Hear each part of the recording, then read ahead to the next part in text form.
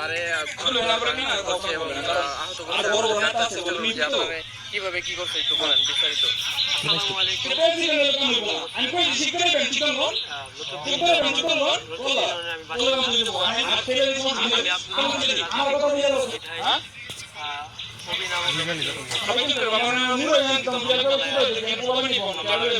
তার পাশাপাশি আমার গড় বাড়ি আমাকে মারধর করে এবং বাহিনী আছে আমার উপর আনুমানিক কত টাকা হয়েছে?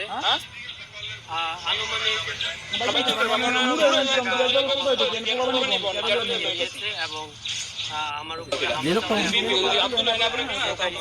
ছিল সেটাও উনি নিয়ে গেছে। তো দর্শক আমরা এই মধ্যে দেখতে আপনার এই গালের মধ্যে একটা আঘাত, এই আঘাতটা কিসের?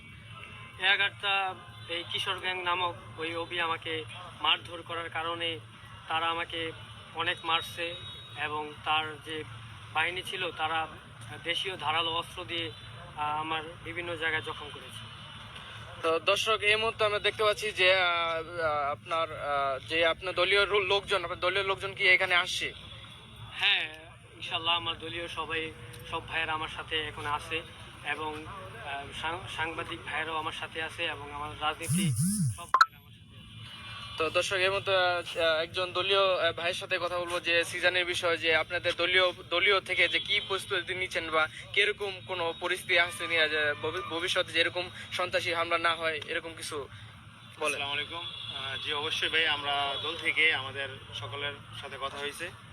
আমাদের দলের কারো উপর যদি এইভাবে অত্যাচার করা হয়, দলীয়ভাবে প্রশাসনের মাধ্যমে যেই নিয়ম অনুযায়ী বিচার করা দরকার আমরা সেই বিচার আশা করি। এখন আমরা সবাই আসছি থানায়, আমরা ওসি সাহেবকে এই বিষয়ে সকল কিছু জানাবো। দেখি ওসি সাহেব এটার যে বিচার করা দরকার সেটা আমরা আশা করি ওসি সাহেবের মাধ্যমে ইনশাল্লাহ আমরা পেয়ে যাব। এবং দল থেকেও আমাদের আশ্বাস করেছে যে এই সন্ত্রাসী যেই গ্যাং আছে, কিশোর গ্যাং, এই ধরনের মানুষ যারা আছে প্রত্যেকটা এলাকা থেকে প্রশাসনের মাধ্যমে এদেরকে ধরে আইনের আওতায় আনা হবে।